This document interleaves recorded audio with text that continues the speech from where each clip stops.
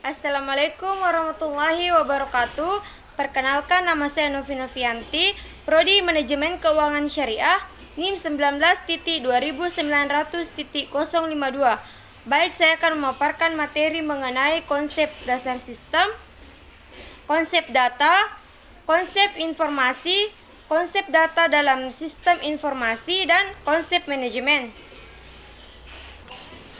Yang pertama adalah konsep dasar sistem. Yang pertama dijelaskan adalah pengertian apa itu sistem. Sistem adalah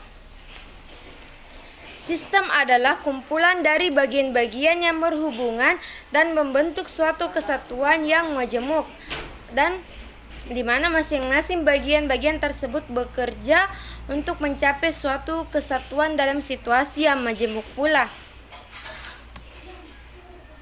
Kemudian yang selanjutnya adalah karakteristik sistem.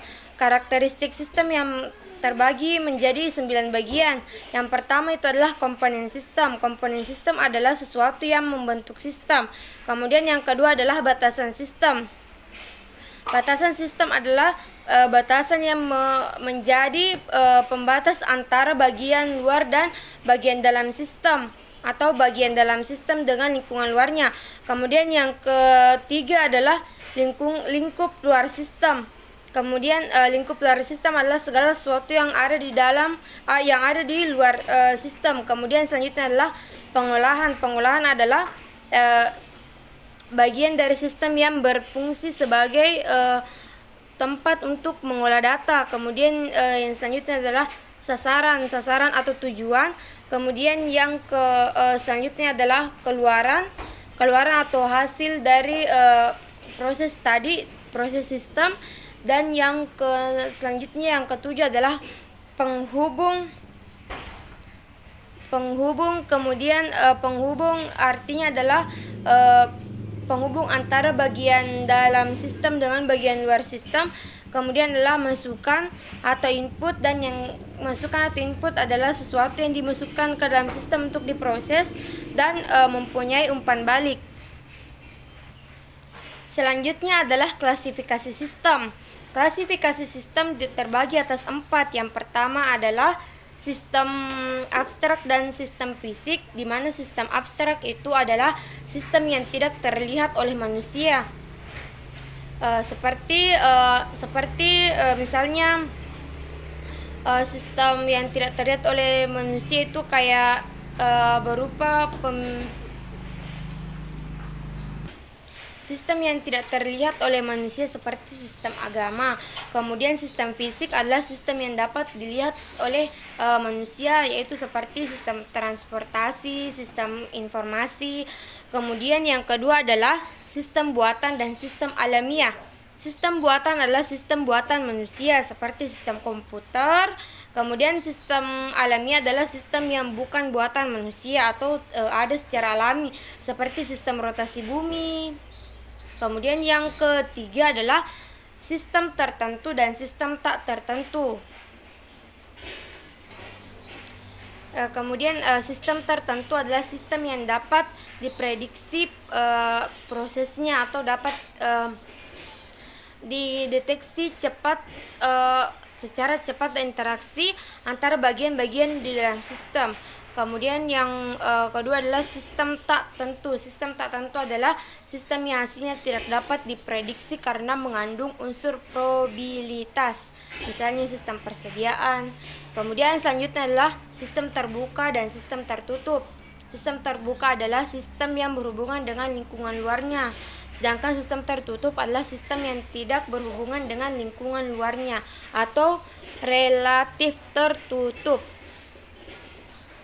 Nah, yang selanjutnya adalah konsep data.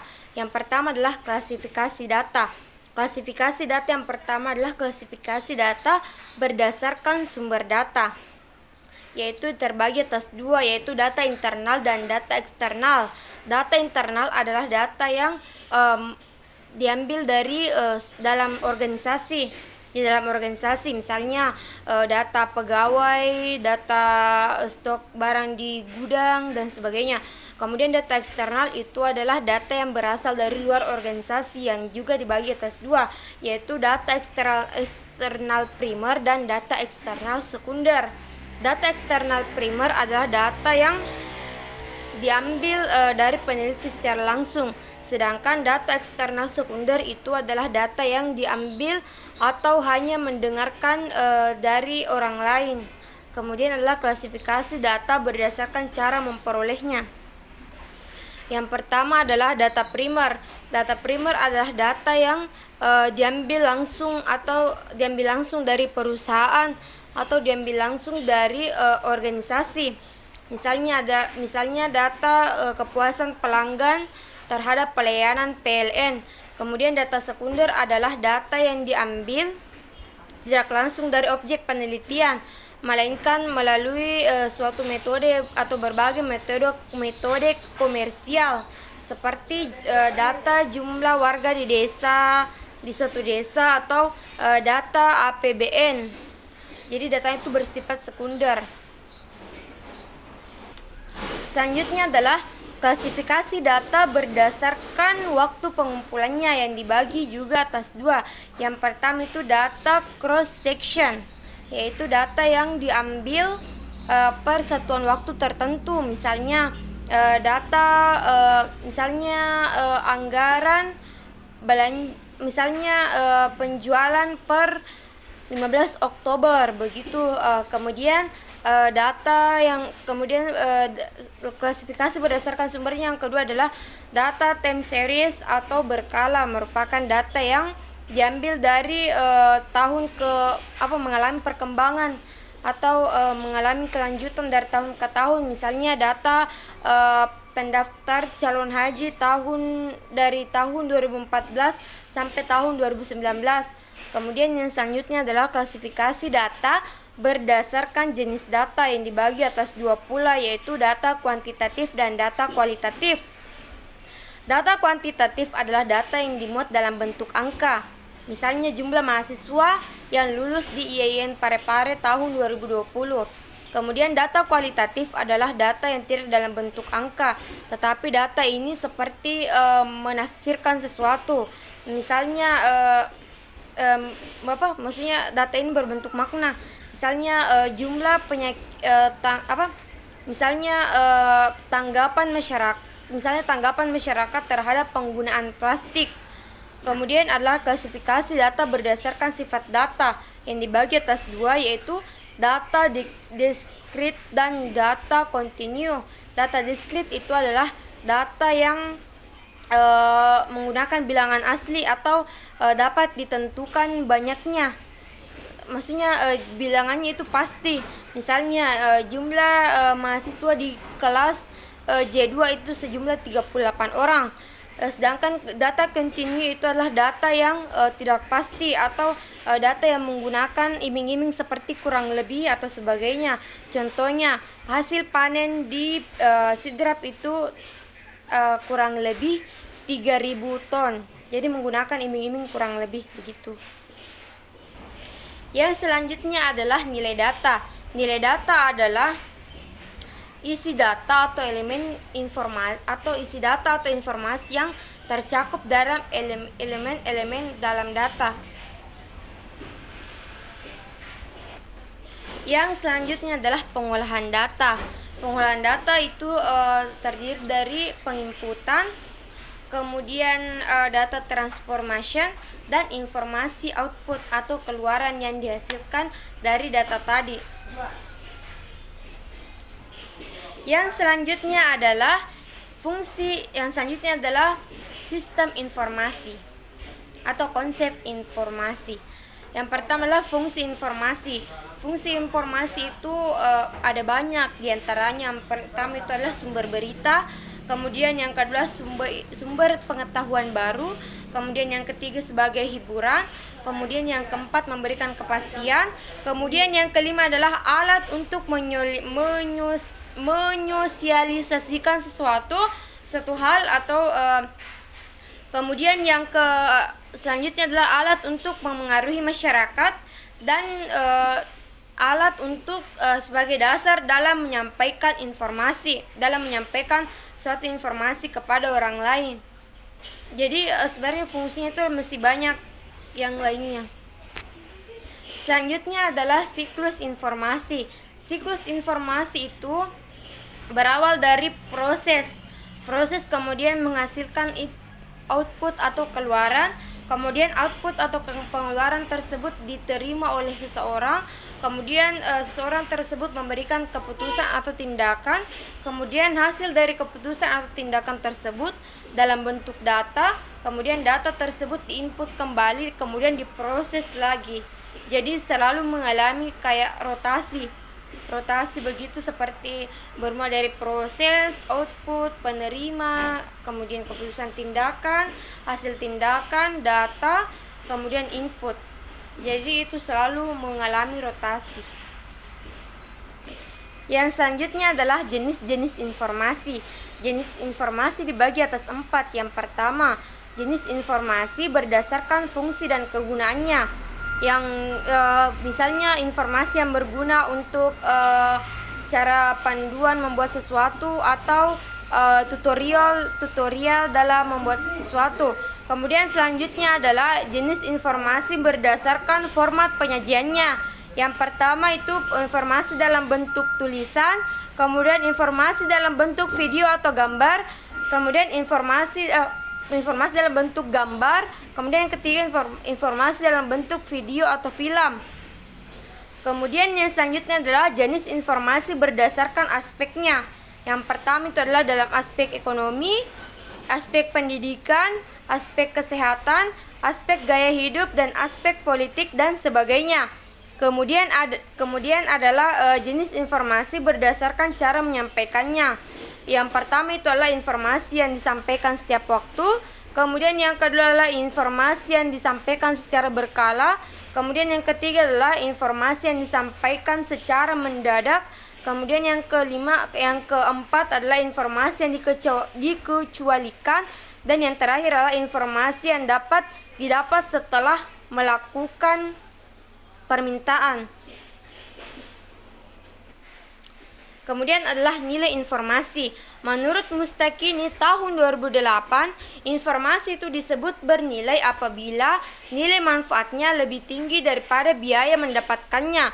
Jadi apabila informasi tersebut didapatkan manfaatnya lebih banyak daripada biaya dalam mencari atau menemukan informasi tersebut, maka informasi tersebut disebut sebagai informasi yang bernilai tinggi.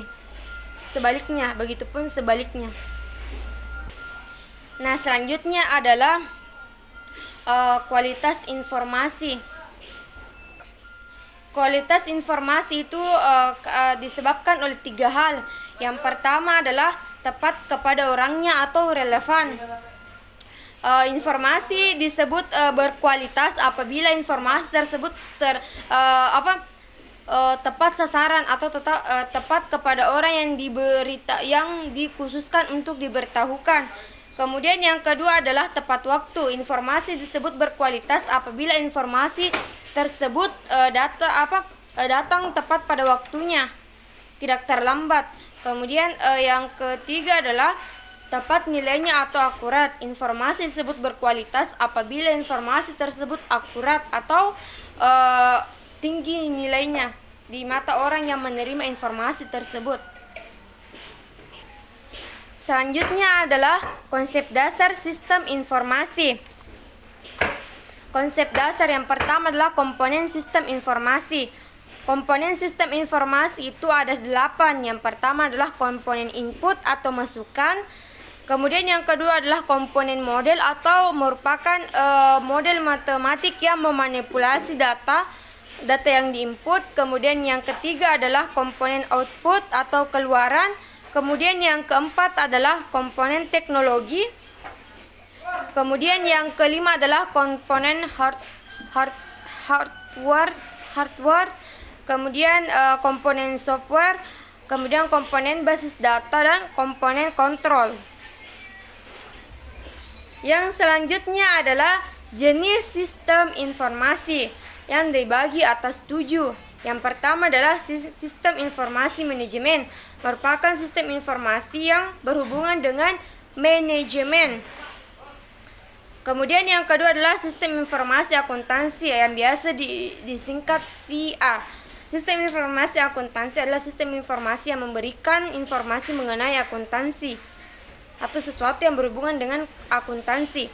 Kemudian yang ketiga adalah sistem informasi keuangan, merupakan sistem informasi yang memberikan informasi masalah keuangan suatu perusahaan.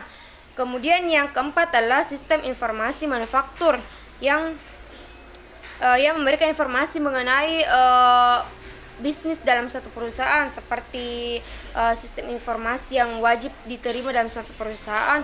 Kemudian yang kelima adalah sistem informasi sumber daya manusia yang memberikan informasi mengenai sumber daya manusia. Kemudian yang selanjutnya adalah sistem informasi pemasaran, merupakan sistem informasi pemasaran merupakan informasi yang berkaitan dengan hasil pemasaran seperti hasil penjualan dan sebagainya. Kemudian yang terakhir adalah sistem informasi eksekutif yang memberikan informasi kemudahan dalam arus informasi. Jadi sistem informasi eksekutif ini adalah dikembangkan guna untuk mereka yang di level eksekutif. Yang selanjutnya adalah proses perencanaan sistem. Proses perencanaan sistem yang selanjutnya adalah proses perencanaan sistem. Yang pertama itu mengkaji perencanaan strategis. Kemudian yang kedua adalah mengidentifikasi proyek. Kemudian yang ketiga adalah menetapkan sasaran. Dan yang keempat menetapkan kendala. Yang kelima menetapkan prioritas. Yang keenam membuat laporan perencanaan. Dan yang terakhir persetujuan manajemen. Selanjutnya adalah pengelolaan sistem informasi. Salah satu yang paling penting dalam sistem informasi manajemen itu adalah pengelola informasi atau pengelola sistem informasi. Pengelolaannya ini dibagi atas 4 level.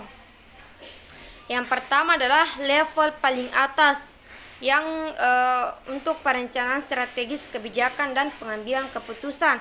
Kemudian yang kedua adalah level tingkat menengah untuk perencanaan taktis dan pengambilan keputusan. Kemudian level tingkat bawah yaitu yang tugasnya itu untuk perencanaan dan pengawasan operasi dan pengambilan keputusan. Dan yang terakhir adalah operator. Operator fungsinya untuk pemrosesan transaksi dan merespon permintaan. Kemudian yang selanjutnya adalah 3 strategi dalam penilaian sistem informasi. Strategi dalam penilaian informasi itu ada 3. Yang pertama adalah strategi penilaian masukan yang bertujuan menilai perencanaan informasi yang disusun berdasarkan kebutuhan informasi yang nyata. Kemudian yang kedua adalah strategi penilaian proses yang bertujuan untuk menilai pelaksanaan transformasi informasi tersebut. Kemudian yang ketiga adalah strategi penilaian produk yang bertujuan untuk menilai produk-produk informasi yang dihasilkan oleh sistem informasi.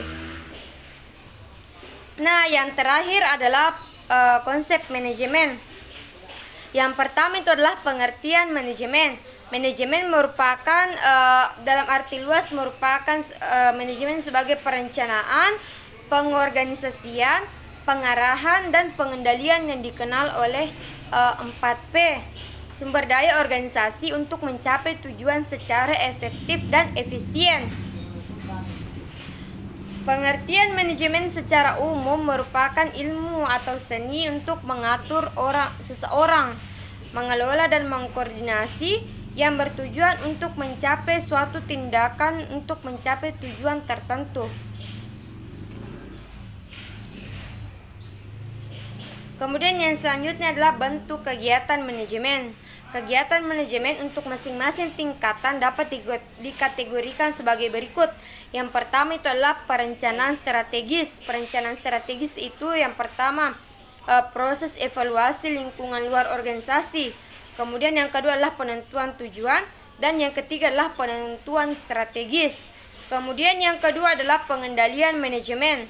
adalah proses untuk meyakinkan atau mengendalikan adalah proses untuk mengendalikan pengorganisasian dan perencanaan sesuatu.